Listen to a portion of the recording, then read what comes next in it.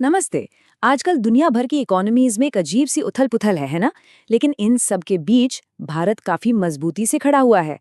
तो आज हम इकोनॉमिक सर्वे के चैप्टर 3 को समझने की कोशिश करेंगे और देखेंगे कि आखिर इंडिया का फाइनेंशियल सिस्टम इन ग्लोबल तूफानों को झेल कैसे रहा है।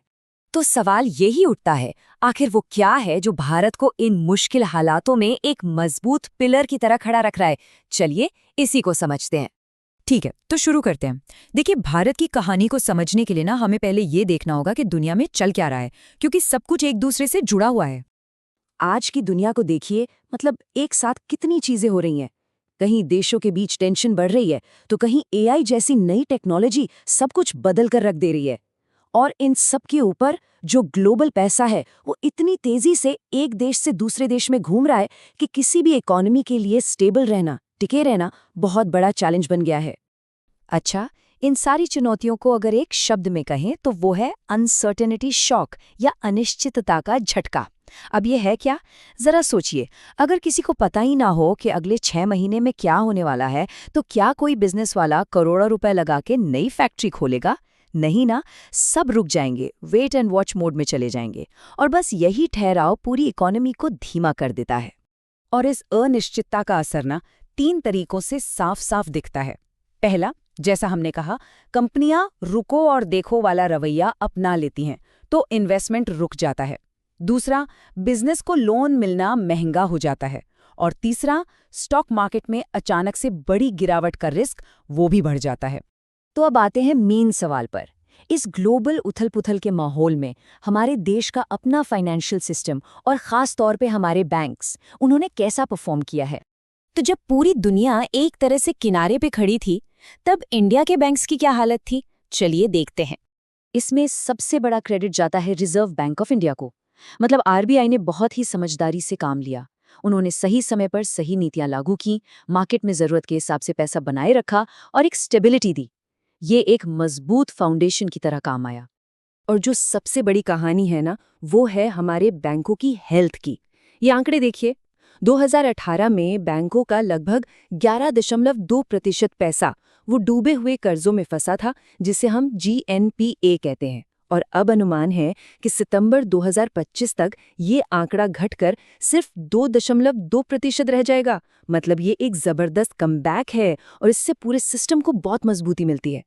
और इसका सीधा असर कहाँ पड़ा? बैंकों के मुनाफे पर। देखिए, जब डूबे हुए कर्ज कम हुए तो बैंकों का प्रॉफिट अपने आप बढ़ गया। 2018 में हमारे बैंक अपनी संपत्ति पर घाटे में चल रहे थे और अब वो 1.3% का प्रॉफिट कमा रहे हैं। और ये तो हम सब जानते ही हैं कि हेल्दी बैंक ही किसी भी मजबूत इकोनॉमी की रीढ़ की हड्डी होते हैं। तो बैंकों की कहानी तो काफी अच्छी लग रही है, लेकिन सवाल ये है कि इकोनॉमी में पैसा आ कहाँ से रहा है। तो चलिए अब कैपिटल मार्केट्स की तरफ चलते हैं और देखते हैं कि वहाँ इन्वेस्टमेंट का पूरा सीन कैसे बदल रहा है। इकोनॉमिक सर्वे का ये कोड एक बहुत ही इंटरेस्टिंग ट्रेंड की तरफ इशारा करता है। हो ये रहा है कि हम जैसे आम भारतीय परिवार अब अपनी बचत को सिर्फ एफडी या बैंक में रखने की बजाय स्टॉक मार्केट और म्यूचुअल फंड्स में ज्यादा लगा रहे हैं। और ये बदलाव कोई छोटा मोटा नहीं है। जरा ये आंकड़े देखिए। कुछ ही साल पहले तक हमारी सेविंग्स का करीब 15.7% हिस्सा ही इक्विटी में जाता था। आज वो बढ़कर 23% हो गया है। ये सिर्फ नंबर नहीं है, ये लोगों की सोच में एक बहुत बड़ा बदलाव दिखा रहा है। अब देखिए, हमारे स्टॉक मार्केट में मोटे तौर पर 2 तरह के बड़े इन्वेस्टर्स होते हैं। एक है एफपीआईज यानी फॉरेन पोर्टफोलियो इन्वेस्टर्स। ये ग्लोबल फंड्स होते हैं जो दुनिया में कहीं भी थोड़ी गड़बड़ होने पर अपना पैसा निकाल कर ले जाते हैं। और दूसरे हैं डीआईआईज यानी डोमेस्टिक इंस्टीट्यूशनल इन्वेस्टर्स। ये है हमारे अपने म्यूचुअल फंड्स और इंश्योरेंस कंपनियां जिनमें हम सबका पैसा लगा होता है। और असली कहानी, असली ट्विस्ट यहीं पर है। अप्रैल से सितंबर 2025 के बीच क्या हुआ? फॉरेन इन्वेस्टर्स ने घबराकर मार्केट से करीब 77,200 करोड़ रुपए निकाल लिए। ऐसे में मार्केट तो गिर जाना चाहिए था, है ना? लेकिन नहीं, हमारे डोमेस्टिक इन्वेस्टर्स यानी डीआईआईज ने आगे बढ़कर 86,600 करोड़ रुपए मार्केट में डाल दिए। मतलब एक तरह से उन्होंने शॉक एब्जॉर्बर का काम किया और बाजार को एक बड़ी गिरावट से बचा लिया। चलिए, ये सब तो बड़े लेवल की बातें हो गई। अब जरा ये देखते हैं कि इस फाइनेंशियल मजबूती का असर आम आदमी पर, मतलब ग्राउंड लेवल पर क्या हो रहा है। ये नंबर देखिए, 55 करोड़। ये कोई छोटा नंबर नहीं है। प्रधानमंत्री जनधन योजना के तहत इतने बैंक अकाउंट्स खुले हैं। इसका सीधा मतलब है कि देश की इतनी बड़ी आबादी, जिनमें से बहुत से लोग शायद पहली बार बैंक गए होंगे, अब फॉर्मल बैंकिंग सिस्टम का हिस्सा बन चुकी है।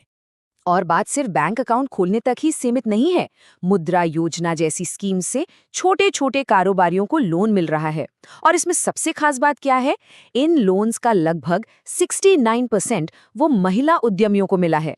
ये दिखाता है कि विकास की ये कहानी कितनी समावेशी, कितनी इंक्लूसिव है। और एक और चौंकाने वाली बात, मुद्रा योजना में जो लोग लोन वापस नहीं कर पाते, उनका रेट सिर्फ 3.31% है। ये बहुत कम है। इसने उस पुरानी सोच को तोड़ दिया है कि जो लोग पारंपरिक रूप से अनबैंकेबल माने जाते थे, मतलब जिन्हें बैंक लोन देने लायक नहीं समझते थे, वे भी भरोसेमंद हैं और अपना कर्ज चुकाते हैं। तो अब तक की कहानी तो काफी पॉजिटिव रही है, लेकिन अब इस विश्लेषण के आखिरी हिस्से में चलते हैं और देखते हैं कि आगे का रास्ता कैसा है, आगे क्या चुनौतियां हैं और क्या मौके हैं। तो क्या इसका मतलब ये है कि सब कुछ परफेक्ट है? जी नहीं, अभी भी कई बड़े चैलेंजेस हैं। जैसे अगर कोई कंपनी दिवालिया हो जाती है तो उसके मामले सुलझने में बहुत ज़्यादा टाइम लग रहा है। बड़ी कंपनियों के लिए जो कॉर्पोरेट बॉन्ड मार्केट है वो अभी भी उतना बड़ा नहीं है, और इंश्योरेंस वो आज भी देश के बड़े हिस्से की पहुंच से बाहर है। और इसीलिए जैसा इकोनॉमिक सर्वे भी कहता है कि आगे का रास्ता बहुत ध्यान से चुनना होगा। भारत के जो रेगुलेटर्स हैं, उन्हें ग्रोथ और स्टेबिलिटी, इन दोनों के बीच एक बहुत ही नाजुक बैलेंस बना के चलना होगा। तो आखिर में हम इस एक बड़े सवाल पर आकर रुकते हैं। भारत के फाइनेंशियल सिस्टम ने अपनी मजबूती तो दिखा दी है, इसमें कोई शक नहीं, लेकिन क्या ये आने वाले नए खतरों का सामना करते हुए 1 अरब से ज्यादा लोगों की उम्मीदों और सपनों को पूरा कर पाएगा? इस ग्रोथ और स्टेबिलिटी के बीच का बैलेंस क्या ये बना रहेगा? इसी सवाल का जवाब भारत का आने वाला कल तय करेगा।